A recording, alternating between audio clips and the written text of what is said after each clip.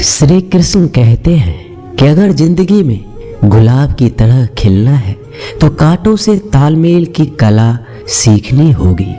ये कभी मत सोचो कि आप कुछ नहीं कर सकते। हाँ, आप सब कुछ नहीं कर सकते, पर बहुत सी चीजें हैं जो आप कर सकते हैं। बस निर्धारित करो और अपना 100% दो। हर व्यक्ति का यह लक्ष्य है कि वह जो कर सकता है करे, जो बन सकता है बने, उसका जो भी सपना है वो पूरा करे। लेकिन इस समय से जो भी है उसका सम्मान करे और खुश रहे। जो मिलना है उसका स्वागत करो और जो मिला है उसका धन्यवाद। अपने गुणों को पहचानिए, इससे आपकी नींव मजबूत बनती है। लेकिन अपने अंदर की कमियों को भी पहचानिए, इससे चरित्र मजबूत बनता है। जो दूसरों को माफ करते हैं वो खुद से प्यार करते हैं, क्योंकि उन्हें मालूम है ऐसा करके मैं दूसरों पर नहीं बल्कि अपने आप पर एहसान कर रहा हूँ और अपने जीवन में सुख समृद्धि ला रहा हूँ। यदि कोई आप पर भरोसा और आपसे उम्मीद करता है तो ये उसकी मजबूरी नहीं बल्कि आपसे लगाव है और आप पर विश्वास है। कामयाबी सिर्फ वो नहीं है जो आप खूब पैसा और नाम कमा लेते हैं, बल्कि कामयाबी तो वो है जब आप अपना लक्ष्य प्राप्त कर लेते हैं, वो भी अपने असली आनंद में रहते हुए। भूखा इंसान सारी मर्यादा तोड़ देता है और पैसे का लालची इंसान इंसानियत ही छोड़ देता है। श्री कृष्ण कहते हैं कि कभी भी खुद को कम मत समझो। आपको भी उसी ईश्वर ने बनाया है जिसने दूसरों को। आप किसी से सलाह ले सकते हैं, पर आगे बढ़ने और अपनी मंजिल पाने के लिए मेहनत तो खुद करनी होगी। हाँ, मंजिल पाने के लिए आपको मेहनत और जोश की जरूरत होती है, पर बुद्धिमानी से और सोच विचार कर आगे बढ़े। जो जल्दीबाजी करते हैं वो गिर जाते हैं। जिंदगी में आगे बढ़ना है तो खुद पर भरोसा करो, दूसरों पर नहीं। जितनी बार आप गिरेंगे उतनी बार आप उठेंगे। अब ना किसी का हाथ चाहिए ना किसी का साथ। इंतजार करोगे तो उतना ही मिलेगा जितना कोशिश करने वाले छोड़ देते हैं। इसलिए इंतजार मत करो। तुम जितना सोचते हो जिंदगी उससे कहीं ज़्यादा तेजी से भाग रही है। हार कभी मत मानो। हाँ, कुछ लोग हार मान लेते हैं, पर याद रखें कि पानी में डूबने से आदमी की जान नहीं जाती, बल्कि जान तब जाती है जब उसे तैरना नहीं आता है। इसलिए हार मत मानो, बल्कि अपने प्रयास में एक्सपेरिमेंट शुरू करो। असफलता का मतलब ये नहीं है कि आप जिंदगी में हार चुके हैं, बल्कि असफलता का साफ मतलब है कि आपको इसमें सुधार और संशोधन की जरूरत है। देखो, समझो और सोचो और फिर कोशिश करो जब तक सफल नहीं हो जाते। रिश्ते मुट्ठी में रेत के समान होते हैं। जोर से पकड़ो तब भी सरकते हैं और ढीले छोड़ो तब भी। इसलिए संभल कर पकड़ो। किसी भी समस्या का समाधान इस बात पर निर्भर करता है कि आपका सलाहकार कौन है। लोग तो आपके बारे में अंदाजा लगाते हैं, आप क्या हैं ये सिर्फ और सिर्फ आप ही जानते हैं। श्री कृष्ण कहते हैं कि साथ रहकर जो छल करे उससे बड़ा कोई शत्रु हो ही नहीं सकता, और जो हमारे मुंह पर हमारी बुराइयां बता दे उससे बड़ा हमारा कोई मित्र हो ही नहीं सकता। सहारा इंसान को खोखला कर देती है और उम्मीदें कमजोर। अपनी ताकत के बल पर जीना शुरू कर दीजिए। आपका खुद से अच्छा साथी और हमदर्द कोई और नहीं हो सकता।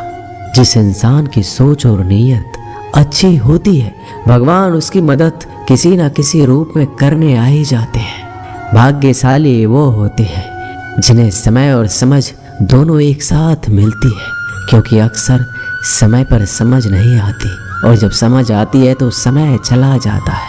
श्री कृष्ण कहते हैं, समझदार व्यक्ति जब संबंध निभाना बंद कर दे तो समझ जाओ कि उसके आत्मसम्मान को कहीं ना कहीं ठेस पहुंची है।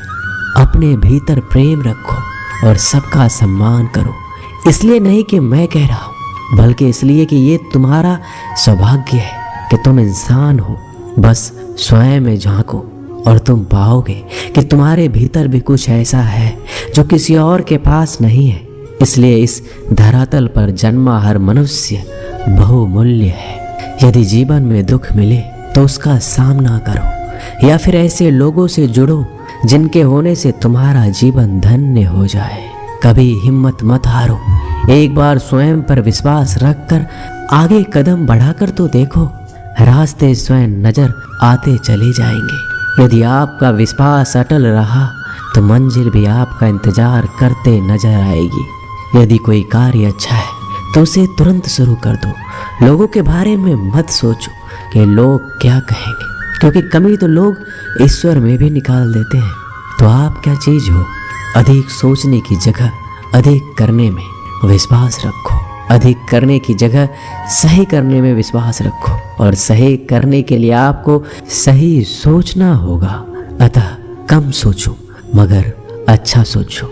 जीवन में पैसा सब कुछ नहीं होता, लेकिन जीवन में पैसा बहुत कुछ जरूर होता है। और जो व्यक्ति बहुत कुछ को सब कुछ समझ बैठता है, अंत में उसके पास कुछ भी नहीं बचता। समय का उपयोग करके बहुत सा धन कमाया जा सकता है, लेकिन धन का उपयोग करके एक पल भी नहीं बढ़ाया जा सकता। अतः समय का सही उपयोग करना सीखो। लोहे को कोई नष्ट नहीं कर सकता, लेकिन लोहे पर लगी जंग उसे धीरे धीरे नष्ट कर देती है। इसी प्रकार कोई आपको हरा नहीं सकता, लेकिन आपकी गलत सोच आपको धीरे धीरे हार के द्वार पर खड़ा कर देगी। इसलिए अच्छा सोचो और जीत जाओ। जीवन में उछलो तो ऐसे कि सारे आसमान को छू लो। जीवन की गहराई में ऐसे डूबो कि उसके सभी चमकते मोती खोज निकालो। फैलो तो ऐसे कि पूरी कायनात में समा जाओ, और सुकड़ो तो ऐसे कि हर किसी के दिल में समा जाओ। अच्छा सोचोगे तो अच्छा वापस आएगा, बुरा सोचोगे तो बुरा वापस आएगा। मीठा बोलोगे तो मीठी बोली ही दूसरों से सुनोगे, कड़वा बोलोगे तो खरी खोटी ही सुनोगे, क्योंकि हम जो देते हैं वही हमें वापस मिलता है। एक निश्चित लक्ष्य को लेकर सही राह पर चलना जीवन यात्रा कहलाता है, और बिना लक्ष्य को लिए हुए किसी भी रास्ते पर चलना जीवन का भटकाव कहलाता है। इसलिए कम से कम एक लक्ष्य आपके पास हमेशा होना चाहिए।